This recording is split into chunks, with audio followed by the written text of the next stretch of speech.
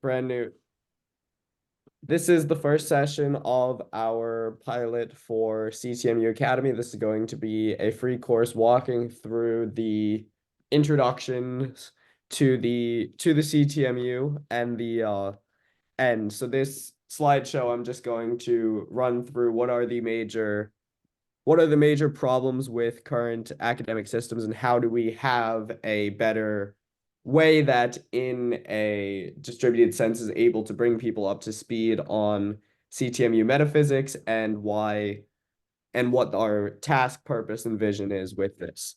So it's fairly materially obvious to a great mass of people that there is a serious problem with academia and academic science, philosophy, etc.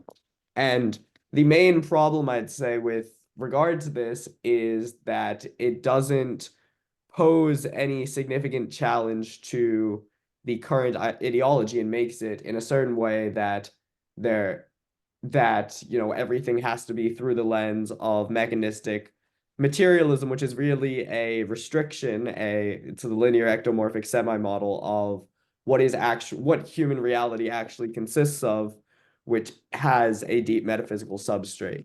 And the problem with this is that academia is, for the large part, an integral part of the global power structure and serves to kind of further several of the intransigent problems which we have in the world. So this includes, of course, we have pollution, resource depletion, biosphere collapse, technological dependency, and unbridled industry. And, the people on the left will talk about late stage capitalism, but that's actually true, is that there is a great part of the current trajectory of the world that is not materially sustainable, and we have to find a way to intelligently unite as a species. And for me, what has to be the kind of guiding principle behind that is a powerful and positive CTMU movement that's able to take the foundational language of reality and then express and apply those insights.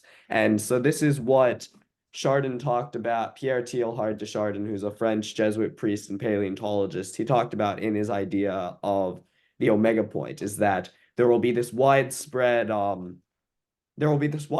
convergence on what the universe is trying to achieve through the process of its evolution, and that there's has to be and will be an intelligent unity around expansive understanding of humankind's spiritual identity, but that this is stopped dead in its track by what's been referred to alternatively as the global ruling class by the Marxists, or by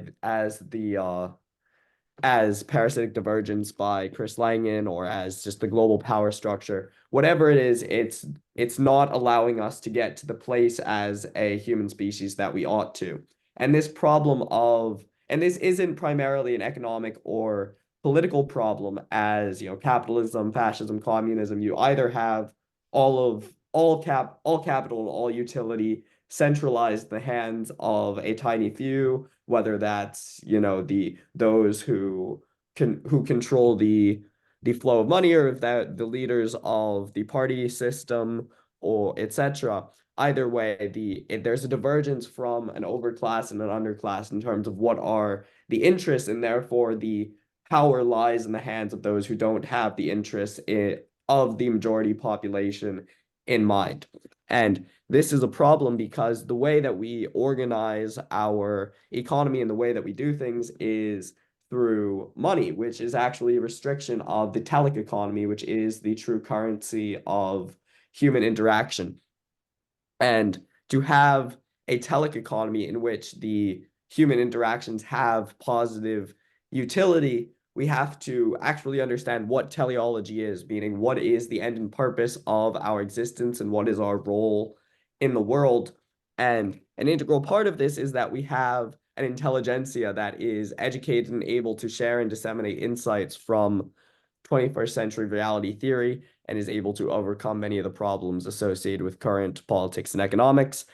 And so I said that therefore, to achieve the brighter future that our hearts know is possible, we will have to create new academic and cultural institutions to foster expansive understanding of our spiritual identity. So the CTMU, and by the way, you can interrupt at any point to ask questions or engage with me.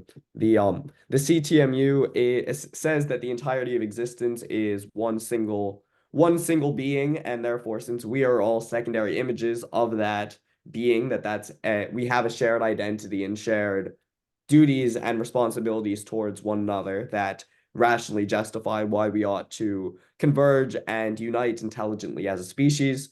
The CTMU is super tautological, meaning that its logical structure is such that it truthfully describes the metaphysical reality as its isomorphic to the structure of truth itself. We'll get into that in our course, but and the end of human existence at this point is to have a human singularity in which we recognize the metaphysical significance of humans and thereby transform how we live in the world. And instead of a technological singularity where all financial and technological capital is centralized in the hands of an ever smaller share, and we end up having great fracture and division and widespread suffering as a species. And so the CTMU provides the rational justification for, our religion and philosophy, which has fallen out of favor, but it's actually quite true. And it not only restores it, it doesn't just say, this thing that we came up with 4,000 years ago is true, but it actually justifies it and brings it up to speed with our modern developments in science and philosophy, and thereby we're able to not only it's not just the worship of ashes, as Gustav Mahler says, but it's the preservation of fires, that we're taking our line in the chain of this great tradition which we've inherited. We're standing on the shoulders of giants, and we're able to say this is true and this is good, and that's not something that pretty much any other metaphysical system can do. And the CTMU is a rational proof of God, the soul, the afterlife, and other things, and it allows us to use truth and use logic to bring people closer to God and to solve what would otherwise be intransigent problems regarding our world. And we need an integrated metaphysics, ethics, and politics wherein the organization of human society is built on the logos and absolute truth, because obviously that's better than having it being built on lies. And so which is essentially what non-truth is. And so at present, everyone is trying to run their own show, which is okay, but we need to understand that the individual and the collective are two phases of the same identity. And so what's needed to achieve these goals are that we're going to build and create institutions on the internet and in person dedicated to teaching, explicating, and disseminating this knowledge, which is essential to humankind's progress and evolution.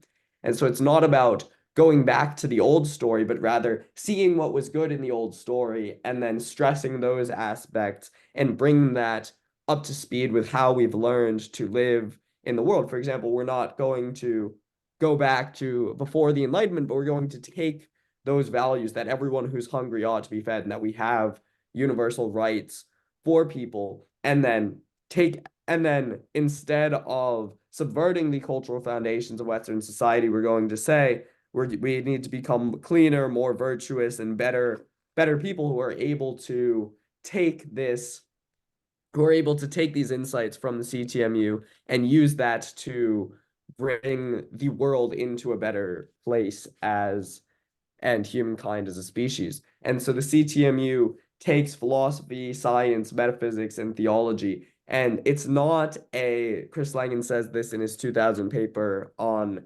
absolute truth and knowledge. The CTMU is not a compendium of every true statement. That's not what we mean when we say that it's true or that it is truth. What we're saying is that it's not a brittle, undersized pot which will root bind and choke the growing knowledge of the world, but rather it's fertile, well aerated soil through which we are able to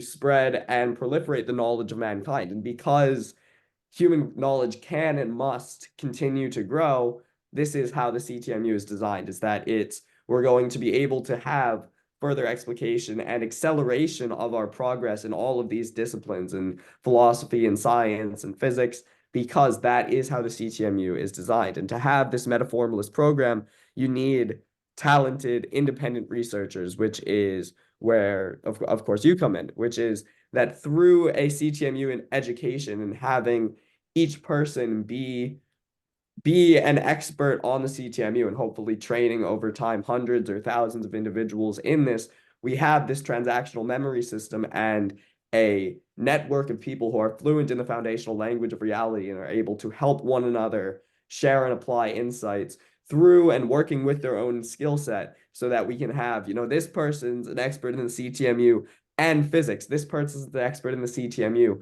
and theology, and they're able to come together and have something greater than what they would otherwise, because they have this unified language that they're working within, which is not possible within modern academia, which has all of these splintered factions and no coherent really worldview between its disciplines. And so this is Chris Langan says, is that we need this new, he called it a priestly class. I've called it, and mathematical metaphysics on YouTube has called it a council of philosophers. Is that highly educated, highly intelligent people who are fluent in the CTMU and actually work incredibly hard to learn and disseminate insights from it that then help non-terminally create the telon, the global intention that's able to then transform the world and transform the intellectual space and get us to a higher place of consciousness as the world, that we're able to then solve intransigent problems both in our society and in science, philosophy, etc. And so I the would like to s- compatriot I like to say too is we're going to be meritocratic. We're going to be a meritocracy. Academia is so much politicking and so much. Like I know a guy that's 39, he's a postgraduate fellow, and he's still not doesn't have not against him. It's the university system. The university system has strung him along until he's almost 40 years old, and he still isn't a professor. And he could be ejected at any moment if for whatever reason they decide to get rid of him. But with the CTMU and the academy, is we're building it with the compatriot track, with adding people into the compatriots, and that's the easy part, by the way. Is getting into the compatriots is easy, but it's a meritocracy. It's like the JFK quote, right? Ask not what you can do, ask not what your country can do for you, but ask what you can do for your country. But in that process, it it takes everybody's talents, everybody's efforts, and it makes it part of the movement, and it makes it so that the CTMU aggregates all of our efforts into one solid movement of meritocracy. And like people are bailing out of the universities now, and I would say for a young man, maybe some of the private colleges in the States or private colleges in Europe would be a good place to go for for a bachelor's education. But the main Ivy League institutions, even the old prestigious colleges, they're just Marxist like hellholes now. But the CTMU is a different kind of organization, and the organization that we're building with the compatriots is going to be a meritocracy. You can do for it, and it can do for you.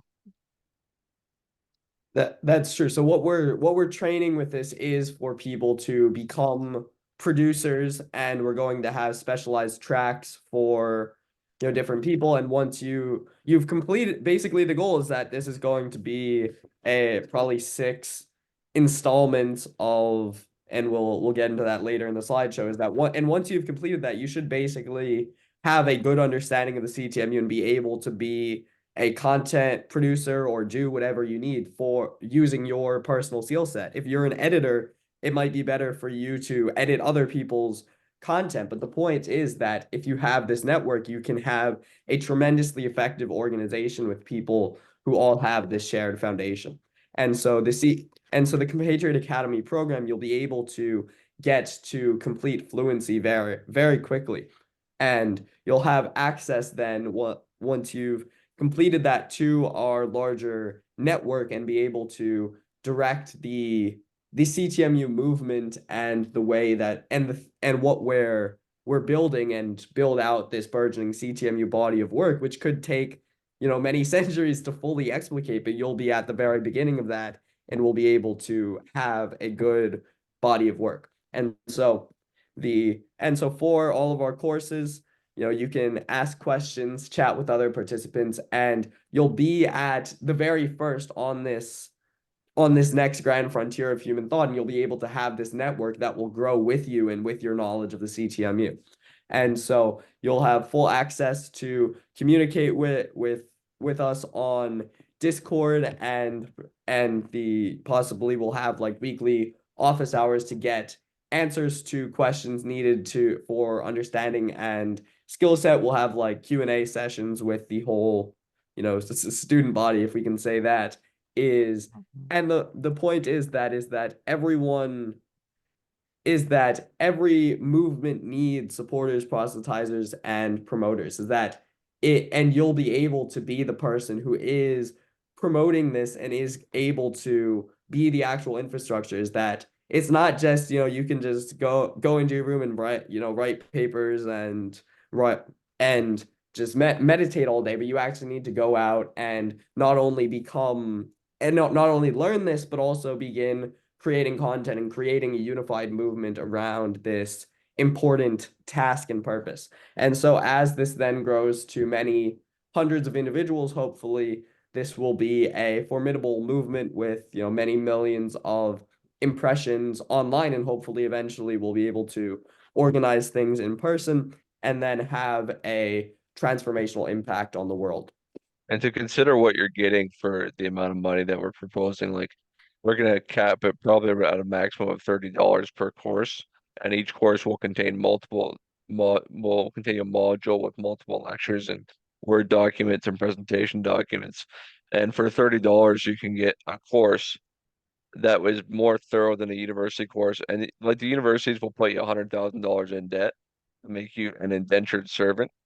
And often people don't even absorb what the universities are putting out there. We will be offering a depth metaphysical education, right?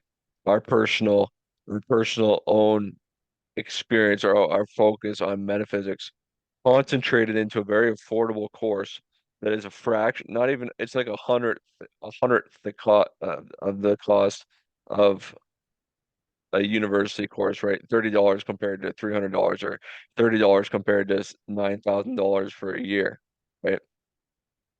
And it's not only the price point that we are competitive at, but the quality of the lectures that we'll be giving is a depth education that does not exist. A metaphysical education does not exist as at this scale at this mode on the internet right now. So I hope, and like if you don't like the course, you don't have to sign up for any more, but sign up for one and then see if you like it, and then keep following the seasons. We're going to be cranking out more content all the time.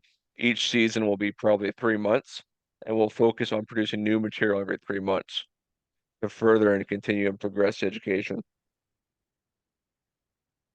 Yes, and yeah, exactly. Is that we're undercutting the current academic institutions like 99, maybe like 99.9% if you do the cost of a 4-year education, but it's going to be better. Is that we're going to have a That's right. good is that we're going to have a not only a rigorous course, but a course that is based in truth. And a lot of the, academia used to be about education. Now it's about education, indoctrination, social engineering. Is that there? None of that is that it's going to be completely focused on teaching and applying insights from the CTMU and going through the relevant material to get you up to speed very, very quickly. And then you'll be able to have this network of yeah, of alumni, of independent researchers who are able to then work together and build out even further this course. You can start your own course. You can go on YouTube and become very, very popular apologists for this, etc. There's anything, and then in the distant future, we can then use that momentum to have, real schools. Like you could have a place where people can live for $300-$400 a month, cheaper than it would be for them to live at their parents' home, you know based in frugality and industry. So you have people who are able to build wealth at a very young age, and also around being independent researchers and identifying talent for the CTMU movement. and then you'll have that initiation into the Council of Philosophers that non-terminally guides humanity's awakening. And Oh, so, yeah, I've always known intuitively, and I think a lot of us know this intuitively, is that men, when they get into groups of meritocracy, they will secede from the university system. They have to because the university system is now a system of indulgences. It's like the Catholic, and not railing against the Catholics. I have great appreciation for the Catholic faith in the Catholic Church, but it's like a system of indulgences. The university, it's like paying for this sort of parasitic elite to siphon off your wealth, and you get nothing in return. And you're indoctrinated in return. Men, when they form into groups, it becomes a meritocracy, and they will secede from university. And I never knew that I would be doing it so soon. Right? This academy is really the embodiment of that exact premise that we're seceding from university and we're based on meritocracy and we're a group of competent men spread out all over the world that will produce a movement. yeah, exactly. And to the point of meritocracy, it's like if you're a producer and you're putting stuff out, then you have an instant reality check. Like if I make if I'm on YouTube and I make a bad video, it's go no one's good. First off, no one's gonna watch it, and second off, someone is gonna be like, this was a bad video. And so you Mm. have you have that feedback through which you're able to calibrate your work over time, and you're able to then have a not toxic, but you have a competitive culture in which people are able then to then become autonomously direct their learning and their production towards the end of having these better and better presentations. And so over time, this body of work that emerges from this from these people will become the kind of foundational layer of the CTMU movement in the metaformalist program of which we spoke, wherein we'll have, and then people, it can't just be, online or whatever, but have people and encourage researchers and students to engage in public discourse and in-person dissemination of these ideas. So then we start online and then build out. And Chris Langan, he says, if I had $1 billion, we'd have a CTMU university system, a CTMU media empire, a meta religion, think tanks, policy institutes, and advisory committees. And of course, we don't have $1 billion, so we can't just start all of those, but we have the ability to get the ball rolling on all of those things and have a good what we ought to do. And so Or specifically well said.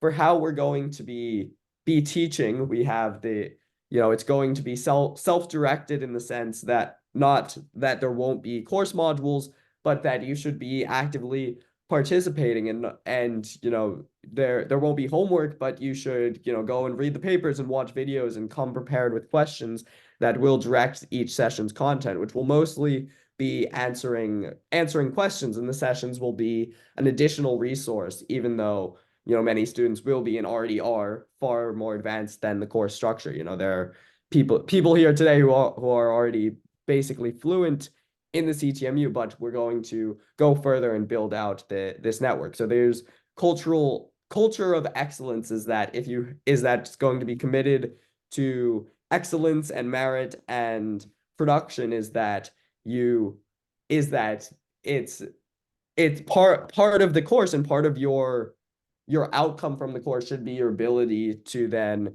use this and promote what we're teaching. And so the classes will, for the most part, be conducted in the Socratic method, in the sense that it will be, I'm not talking to you like I am now. This is going to be more of a one-off thing, but it's going to be, we're going to discuss these texts and then ask questions about it, and that's how the learning will be directed, maybe after a brief introductory lecture or introduction of the text. Goodwill and affection between all students are, of course, a must. And this is the phase that the path of excellence and virtue is grinding every single day, doing your homework, and the experience of active love. It's like chop wood, carry water, do these tasks day in and day out, and you'll be able to succeed in this and succeed in life. Is that we're working on inculcating virtue and intelligence and education in as many people as possible. It gets back to like learning a hard skill, right? Like if you've ever learned a musical instrument, or you've ever learned, almost everybody's learned to read and write, right? It's a hard skill. This is a hard skill. Having a metaphysical understanding of things, and many of you are already versed in CTMU, but having this vision as part of your vision that you have metaphysical depth education, it's incalculable the benefit to your life, and the fact that it isn't just a passive experience where you come away with knowledge and you walk away. It's like, no, you're being integrated into a network that shares your values, that shares the same discipline, like a priesthood, like Jesuit priests, or like I like to call us paladins. I used to play World of Warcraft when I was a queen, and there'd be that knight that was a holy. It was like a knight, but it's like a crusade, basically a crusader. The paladins of this order, the CTMU order. We also bring our faith into the mix, but the meta religion can incorporate the valid insights of any given faith, right? So learn these hard skills, learn the depth metaphysical education, and become part of this network is what we have to offer. Yep, indeed, and we'll have a live class, so you'll be getting this live instruction with your other with your peers, and then you'll also have the opportunity to ask me questions on a regular basis, and that will be and all of the if you can't come, all of the lectures and videos will be up on our Compatriot Academy website, which through which you can sign up and purchase the courses. You'll and then you also Greg is teaching a course on 21st century philosophy and viewing it and modern philosophy and viewing it through the lens of the CTMU. For specifically for this, we'll have 6 modules. The first is the introduction to the CTMU, in which we'll discuss kind of the foundational papers. We'll read through the abstract and some of the early parts of the CTMU, the CTMU foundations, in which we'll go through most of the rest of the paper of the CTMU, a new kind of reality theory, which is kind of the most detailed paper that's been published, and go through each of the topics covered there systematically. And then CTMU and evolution, based on the Chris Langan's essay in William Dembski's book. It's called Cheating the Millennium. And the ethics, teaching ethics and morality, and how you can apply the CTMU to solve great problems regarding war, poverty, free riders, etc. And then how the CTMU advances morality and ethics, and how we ought to live in the world, because ethics is ultimately prior to metaphysics, because it is how we ought to exist in the world, and it governs the structure and evolution of mankind, because the saints and sages are ultimately the foundation of the world. That's what it says in Proverbs, is that the righteous man is the foundation of the world, and you actually have a specific metaphysical task and purpose in reality, which is fulfilled by you becoming virtuous. And then advanced metaphysical topics, where we'll kind of run through very quickly all of the a bunch of the other papers and some of the backgrounds on math and physics. And then finally a course on applying the CTMU to physics. So I'll go through the papers I've written on this topic, and also some of the other stuff that's relevant.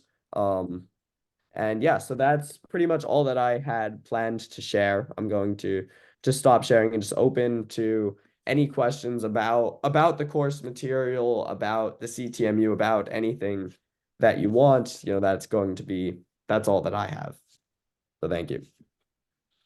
Thank you, Tom.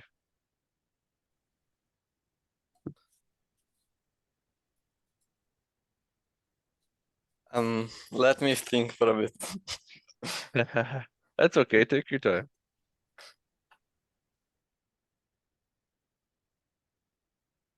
Went through I a just lot want to there. say, Yeah. sorry to interrupt. I just want to say thank you guys for doing this. This is something I was thinking of doing but never started. So I appreciate you guys taking the lead here. Of course, Well, of course. you're always welcome aboard, Patrick. Just because we started it doesn't mean that you guys aren't a part of it and that you can join whenever you want to. Sure. And best of luck with your endeavors. You're already making content that has a brilliant simplicity to it, and you're thinking through this problem that you have, and it comes out in the work, and I think people will really appreciate that. And I'm Yeah, well, really thank you for really glad saying to have that. you. And I think that so the problem with the CTMU community right now, the biggest problem is, and we discussed this over DMs, is Hmm. that there are some introductory videos, and some of which like you guys have actually made yourselves. It's like a simple introduction to the CTMU, and that's awesome. It's good that we have those things out there because we need those. But Hmm. we have those, and we also have really really advanced stuff like things like mathematical metaphysics and some other videos that are really really technical. And there needs to be something that bridges the gap. And there needs to be something technical and simple that shows exactly why the theory works. It shows exactly why, like, this is something that people should actually believe. It's not just an opinion. It's not just some, babble. It's not just some pseudoscience. Um, but yeah, this is something that I think that we really need to make our focus. Is one of the things is making sure that we understand it clearly, but we also need to be able to make this popular. So I like that you guys put a focus on that is in the sense that like we need to make this like viral. We need millions of people to understand this stuff. So yeah, anyway, I don't want to ramble too much. No, you're exactly right. And we always said, Tommy said, to take a guy that's 18 years old that just starting out from zero to fundamentals, right? From zero to fundamentals. And then to take them from fundamentals to advanced expertise, right? To give a whole full spectrum dominance of an education on the CTMU is what we're really after, this academy. And we're trying to amalgamate every mind that we can, every independent researcher that we can into this group, into this academy, into the compatriots to really become the actual. We're doing this on our own initiative, but we're following the battle plan of Chris Langan, right? We're following his design for what he saw with the priesthood, with the parallel institutions to the globalists, all these things, right? Yeah, for sure. Yeah, yeah, and I think part of what we're trying to do is to bridge that gap and have, technical and not watered down content, but have it presented in context that you have all of the leading up material that goes into that, and then you have that kind of self-directed education community of peers that are able to help assimilate that and then ultimately lead to the production of more and more of that content. So yeah, I think that that's very good. Um, and you can also ask any questions in the chat if you don't want to be part of the video. The say where you can find the courses. We're going to have a website which will have all of the courses laid out, and you can purchase that and have access to all of the modules and continued participation in the programs. Yeah, the website is it's up and running, but we don't have the courses uploaded to it yet. We have to film and do stuff like we're filming now. And then we'll package them into courses that we have for a price point, and that will happen within 2 weeks or a month, probably. To be cautious and saying it's going to be a month. It'll probably be sooner than a month, but in a month's time you'll have full access to several of the courses. Or at least my course will be up. Tommy's working intrepidly on his courses. His courses are quite thorough and they're very systematic. So it may take a little bit longer for Tommy to get his courses up, but we're both working as hard as we can to get this as rapidly available as possible. Yeah, could I ask some questions for market research? How would you want the course to be structured? Would you want it to be like this where we do like a live class every week, or if I could record, or if I recorded each session and then periodically had like a Q&A session, and should it be like each module is priced in a certain way, or if there's like sort of a patronage system where you say like I'll give $10 a month, or should it be like I'll give $10 for this module? I think here's what I think about that. I Yeah. think that when I'm thinking about the CTMU, I have so many questions. Like so many questions come one after another, after another, after another. So for that reason, I think that a monthly donation where you can just ask any questions you want would make the most sense, because I might have one question about telesis one day, and then I'll go back and I'll think, oh wait, I actually have another question about the MU principle. And then I go back and I have another question about meta time or whatever. And because it's all connected in like it's in a very complex way. And so I would want to spend a lot of time asking questions, in a kind of an unstructured way, um, because that's the way that I feel like I'm going to be able to gain intuition about the theory. Thank you. Thanks for telling us that. I Yeah, that's agree. good. I agree. I think that that's a really good idea because there's so much content like packed into some of the papers that you just are kind of overwhelmed with all the information and you just have questions upon questions coming.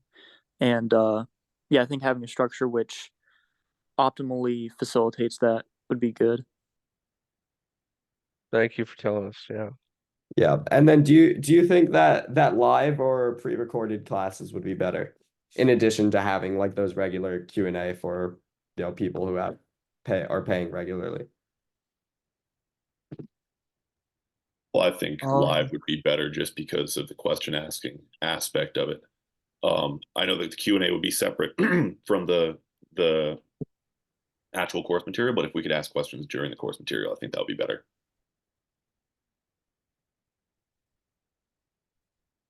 Excellent. Yeah. Yeah, and by the way, and you can ask any questions now. I mean, this is. I mean, I know we haven't really covered any content, but this section of our session is for that. It doesn't have to be related to anything that we discussed. I have a quick question about Greg's course. So, um, could you go into a little bit more detail about what he aims to cover in that? So my course will be metaphysics. There'll be extensions on the course all the time, but I'm starting with the big four philosophers of our present moment. So starting with Zizek, Peterson, Dugan, and Langen, but all interpreted through the lens of the CTMU. And I intend to interpret each philosopher. Like I just wrote a paper that I'm uploading to the academy about how Peterson can be described through the model of crystalline and CTMU. Pearson, for example, focuses on story, myth, and narrative, but he also focuses on consciousness and the phenomenology of perception, which, if you look at through the lens of the CTMU actually provides the mechanism to interpret consciousness and perception. And then, so I'm looking at each philosopher through the lens of the CTMU, and I call it standing on the shoulders of giants, mainly basing it off the big four philosophers, including Langen, so Zizek, Dugan, and Pearson. And I say these philosophers aren't cheap just because they're readily available to us. They're actually deserving of their popularity because they belie a depth. So I'm starting with these big four philosophers, and I have most of my experiences in traditional philosophy, but especially what's called postmodern philosophy, but I call it modern philosophy, basically metaphysics of the past 200 years. So eventually I'll be going to German idealism, Hegel, Immanuel Kant. I'll be talking about Heidegger. I'll be talking about the big four present day philosophers. I'll be talking about other philosophers in the past 200 years as we go on in future seasons and future courses. Thank you. That sounds interesting. Appreciate it. Thank you. Yeah, and then we might also do similar to the CTMU radio YouTube channel, where there are like clips from teleconferences with imagery over it regarding the as kind of promotional material. So you could have like a 5 minute video on like what is significationist, or even just from the questions that people have asked, and then kind of use that to further the body of work. Well, Thank you. At least for mine. I don't know about anyone else. Yeah, it's gonna be versatile, right? Like you can with this website, we're using a website called Learn Worlds, and it enables you to embed different documents. Like we can have presentations like we had today, the PDF presentation. We can have Word documents. We could eventually produce tests if we were so inclined to produce tests. We could produce tests for you to kind of test your knowledge on each of the sections. And then in the future, we may come up with certificates that just kind of says, basically, I've covered all these modules. But there'll be a huge component of honor in all of this. Like, uh, y- y- not to say you're going to cheat yourself, but you get the best results by studying most of the material. Obviously, everybody has their own interests, and I'm not saying you have to. I'm not a Nazi saying you have to follow everything, but Tommy's going to be doing his best job to provide an advance, fundamentals and advanced expertise on the CTMU, and I'm going to be doing my best to provide traditional philosophy interpreted through the lens of the CTMU. And I really hope that our product is worthwhile for all of you guys.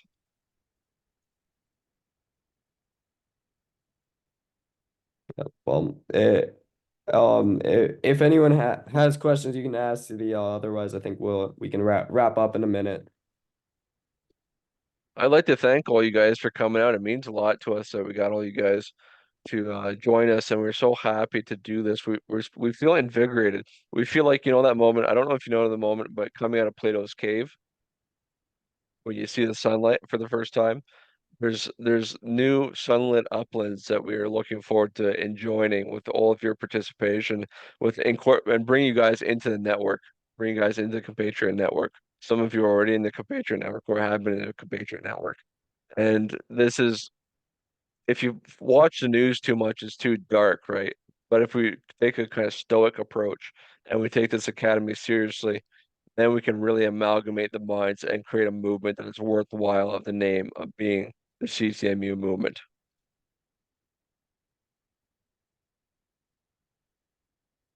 How does the CTMU I think would interpret out of bodies experiences and as the kind of separation of the non-terminal body from the terminal body is that if you assume that your essential basis is material reality, then that's not going to make much sense because you have these reports of people who can who are able to have these out of body experiences and then are able to hover and then see a piece of paper that was over their bookshelf, etc. But if you interpret reality through something closer to a conscious monism, or more accurately an infocognitive monism, in which the lattice of material reality is created and generated by information and cognition, then this starts to make more sense, is that there's not actually as clear like a mind body dualism as there is in standard academic languages. And you start to this is something that that Thomas Campbell, the author of My Big Toe, which is who I interviewed last week, he's talked about, is that out of body experiences is kind of a misnomer. It's more about going into consciousness, and you're having, and a lot of paranormal experiences aren't necessarily explained as well by physical mechanism as the fact that we don't actually have a good or unified description or understanding of consciousness. And then I don't know if you had any specific experience or insight on that, because I'd be interested in hearing Yeah, I that. had some OBs, but they were pretty short. So Do, does that fit with your experience? yeah, like there's no difference between reality and an OB, in my opinion. So If you don't mind me asking, what was the context around the OBE? Like, I've heard some people have had them while meditating, others have had them like during surgery or stuff like that. Just before sleep, I started like hearing loud noises in my ears, and then I just popped out. So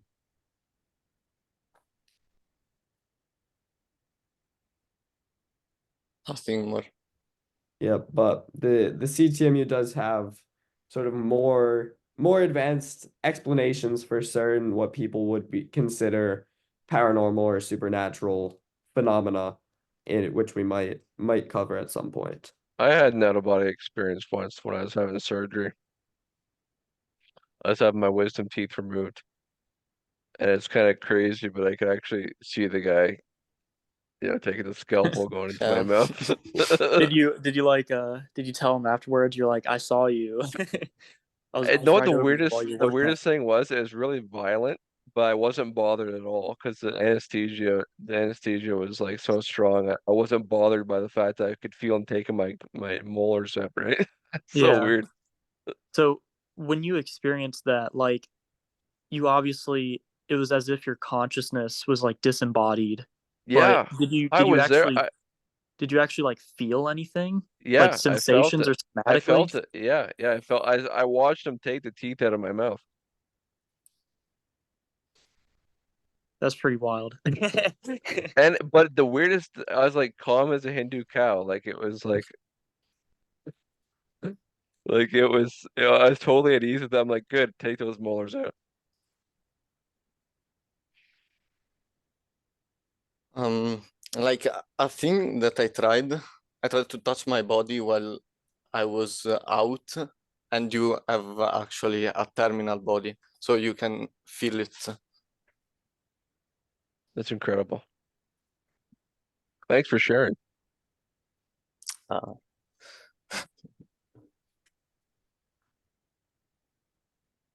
About about meta time.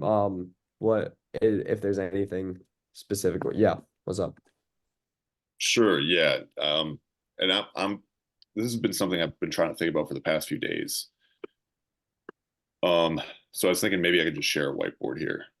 Okay. So let's see if I can do that. Are you guys seeing this? Yeah. Yeah. Yeah. All right. Let me see if I can get a pen. I'm actually not sure how to do this.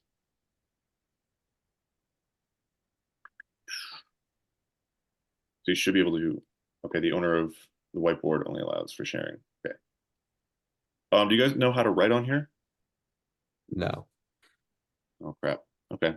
Well, maybe I can ask this later because it takes it it might take some drawing to be able to really figure this out. But I'm thinking about conspansion, and conspansion, of course, is about this remapping of operators within operators, right? And so each operator, that's like a specific time, right? And then there are more operators that get remapped within it. There are more operators outside of it that get remapped into it because of rescaling. But that time, that initial operator at t equals 1, for example, that still exists on a temporal timeline. Even though in meta time there's more events happening. And I'm trying to really, really wrap my head around how to think about this in a rigorous way, because this is where in the CTMU you get the feedback between past and future, right? It's within that metatemporal, and I hope I'm being sort of clear. It's within that metatemporal domain. So I'm wondering, and maybe this is vague, and it's okay if it's just too vague, but I'm wondering if there's a like, what is the proper way to think about this? I know Chris Langan talks about arity. He talks about um, orthogonality and how these things are supposed to be mapped out. But do you guys have any opinions on that and how to properly think about this stuff? Yeah, Um, so oh go ahead. Oh, well, sorry, Tommy, you can go first because you're the one who's running this. Oh yeah, sure. So I was just going to say as like the basic model for meta time is, and then you can expand on this with your questioning, is that if you have you can it's very easy to think of two events that had the same cause. For example, ice cream sales are highest in the summer, murders are highest in the summer. There's no correlation, but there's no causation between the two, but there's a correlation because they're both related to more heat and daylight, etc.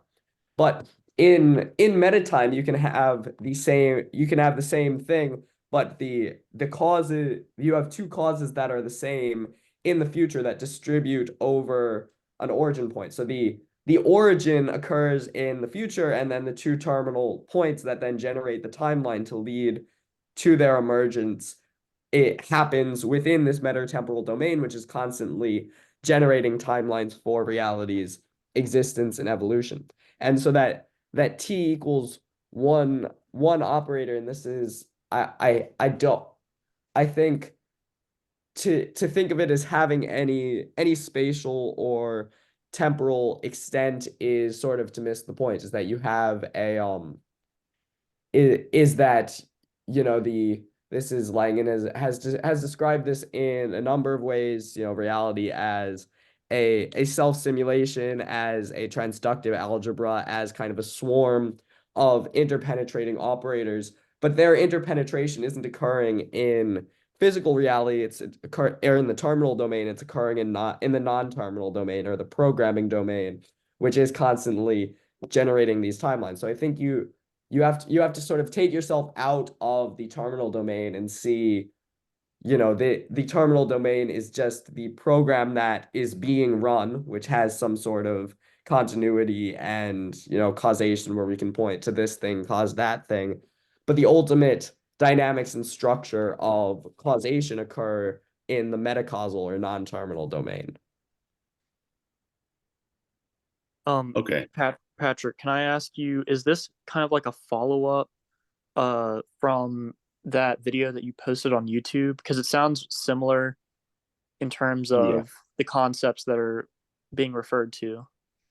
Yeah, it's similar. Because I'm trying to think of things because I feel like I've gotten that question answered. Like I thought about it a lot, and I really genuinely I think it's 100% answered. But I'm just moving on to thinking about the extended superposition and the implications of that. So I guess I don't want to spend too much time on this, but so Tommy, you're talking about how that feedback between past and future that has to do with from the future, it goes back to the past, and then it creates a timeline, right? So I'll start with that. Am I getting that correct? Yeah. That future state, is that an operator? That future state would be what's called a telon, which is an intention that is then distributing programming to actualize things in the present. Okay. Now I know all telors are syntactors. Now I need to do some more reading on this, but not telons are not syntactors. Am I correct? Telons would be primary telic recursive parameters in the, you can think of the most general one would be like the emergence of life and consciousness, is that the universe is structured in such a way that, it's an item on the will of the God is such that life and consciousness will emerge for the self-identification of reality. And so the telon is a primary telic recursive parameter, and we could have a secondary telic recursive parameter that's like, I have an intrinsic non-fulfilled thing in my emotelic syntax. I'm hungry, I'm going to get a hamburger. Right. That's a more trivial and less general example, but it's the same sort of thing where there is a teller, in this case the global operator descriptor, who has an intention that then distributes over and actualizes things in the present and is constantly generating new timelines through conspansion for the existence and evolution of reality. Okay. Well, that's something for me to think about, because I'm still not quite sure. Like this is probably like a really basic thing, right? Because I'm not really quite sure like how to conceptualize what a telon really is. Because it's something like apparently it's a future state, but it goes back to the past, but also it's an intention. So when you say it's an intention, I think of it as like that's like some homogeneously distributed programming within an operator in the expansive sort of semi model, right? Can I comment on this a little bit because I find it a really interesting question. Yeah. Sure. Okay, so if you want to look at it strictly from the self-simulation perspective, so how Chris Lane talks about it in the self-simulation paper, then if telic recursion is analogous to programming, then what would be the necessary analog that represents the program that is generated by the programming? And that would be a telon. So it's a basically like a trajectory that extends from the present into the future, already preset. Basically all the information necessary to actualize it is already preset. There's a No, beautiful you story. said There's a sorry, beautiful go ahead. story that illustrates this point. Is that there's a story, and it's around a time in the Napoleonic Wars, and this duke in England, he doesn't know he's a duke. His cousin's a duke. He's having a duel that's illegal. He's illegally dueling with another gentleman. He kills the gentleman. He goes to jail. But they discover that his cousin had died in battle a week before he went to the duel. And so he was actually a duke by the time he was in the duel. So this is an example of these events that they occur at different points in space and time, but they connect to everything else, right? Mm-hmm. Okay. Yeah. Okay. And oh, sorry, go ahead. No, you go ahead. I was just gonna say that like I'll just think about this more, I think. Because I need to spend some time formulating the question. That's all. And this info is helpful. Yeah, and I would say just building on what Paradiso said is that if you think of the non-terminal domain as a programming domain like it is in the reality as a self-simulation paper, then you could think of a telon as like a line of code that's enacting a recursive algorithm towards a specific end. And then the secondary telecausation, which is our ability to participate in reality structure, evolution, and improvement, allows reality to adapt on the fly to freely changing internal conditions. So it's not just enacting an algorithm blindly, but Yeah. because there's this self-generative freedom that's distributed to all strata, it's actually existing and evolving for the purpose of itself evolution through the kind of telons and axioms which are generated through secondary telic causation and then updating the syntax of reality. Okay. Thanks for your question, Patrick. It helps us think through these issues as well. A good question. Yeah. Thank you guys for giving me your answers. Yeah. Yeah, well, thank you to everyone for coming. If that's if anyone has anything else, they can speak now or forever hold your peace. But it's been a pleasure. Thank you for showing up and coming and asking good questions. You're much appreciated. And thank you so much. God bless everyone. God bless. Thank you. God bless. Bye. Thank you. Thank you. Thank you.